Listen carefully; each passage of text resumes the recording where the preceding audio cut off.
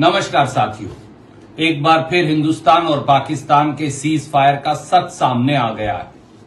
पिछले कुछ दिनों में 11 बार अमेरिका के राष्ट्रपति मिस्टर डोनाल्ड ट्रंप ने ये कहा कि हिंदुस्तान और पाकिस्तान का समझौता व्यापार की दुहाई देके, ट्रेड की दुहाई देके उन्होंने करवाया था।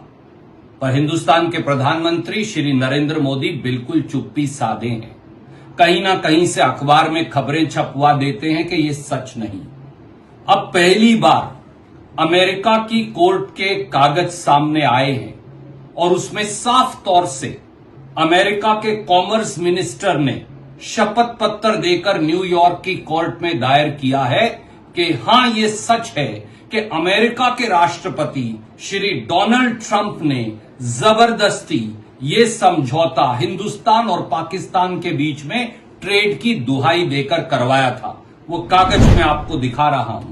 ये वो शपथ पत्र है जो VOS selections versus Donald Trump में अमेरिका की अदालत में 23 मई 2025 को दायर किया गया अमेरिका की सरकार के द्वारा। इसका पैरा नंबर 18 देखिए, जिसे पढ़कर आप भी चौंक जाएंगे और जिससे भारत सरकार की बार बार कही जाने वाली बात का झूठ सामने आएगा। ये उसका पैरा नंबर 18 है। इस पैरा नंबर 18 में साफ तौर से कहा गया अमेरिका के राष्ट्रपति द्वारा, for example, India and Pakistan, two nuclear powers engaged in combat operation just 13 days ago reached a tenuous ceasefire on May 10, 2025. This ceasefire was only achieved after President Trump interceded and offered both nations trading access with United States to avert a full-scale war. यानी व्यापार की दुहाई देकर America के राष्ट्रपति ने हिंदुस्तान और पाकिस्तान का समझौता करवाया। इस शपथ पत्र पर अमेरिका के कॉमर्स मिनिस्टर के 23 मई 2025 के दस्तखत आप इस कागज पर देख सकते हैं। अब सवाल सीधा है, क्या प्रधानमंत्री नरेंद्र मोदी अब भी चुप रह सकते हैं? प्रधानमंत्री जी, सामने आइए और देश को जवाब दीजिए। नंबर 1 सवाल, अमेरिका कौन होता है जबरदस्ती या दबाव डालकर या ट्रेड या व्यापार की दुहाई देकर हिंदुस्तान और पाकिस्तान के बीच सीज फायर एग्रीमेंट यानी युद्ध विराम का समझौता करवाने वाला? नंबर 2, क्या व्यापार अब देश से बड़ा हो गया है? क्या व्यापार राष्ट्रभक्ति से बड़ा हो गया है? नंबर 3, इस सीज फायर एग्रीमेंट की युद्ध विराम समझौते की शर्तें क्या हैं?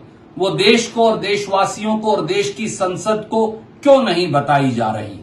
चौथा सवाल, क्या अब पाकिस्तान ने ये वादा किया है कि वो भारत विरोधी आतंकी गतिविधियां और पाकिस्तान में चलने वाले दर्जनों टेरर कैंप्स जो हैं वो उन्हें सदा सदा के लिए बंद कर देगा?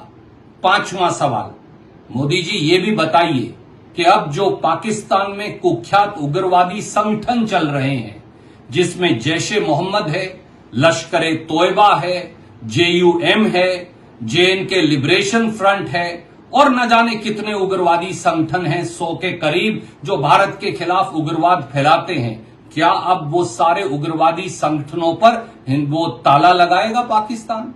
एक और सवाल आपसे है, क्या अब मौलाना मसूद अजहर को, पहलगांव हमले के मास्टरमाइंड सैफुल्लाह को, क्या अब दाऊद इब्राहिम को, क्या दूसरे अबुल राउफ को और क्या दूसरे इंटरनेशनल उग्रवादियों को जो भारत में हर रोज उग्रवाद फैलाते हैं, क्या उन्हें वो हिंदुस्तान को वापस देने वाले हैं? और आखिरी सवाल, मोदी जी ये भी बता दीजिए कि पहलगांव हमले के उग्रवादी हैं कहां? क्या पाकिस्तान अब उन उग्रवादियों को हमें वापस देगा? और उसके मास्टरमाइंड जो जैश-ए मोहम्मद का कमांडर भी है सैफुल्लाह, जो 2 दिन पहले लाहौर के अंदर भारत विरोधी रैली में देखा गया, क्या उसे वापस देंगे? हर राष्ट्रभक्त को, हर देशवासी को ये सवालों का जवाब चाहिए। उम्मीद है प्रधानमंत्री जी इसका जवाब देंगे। जय हिंद, धन्यवाद। सत्य, सटीक, बेबाक,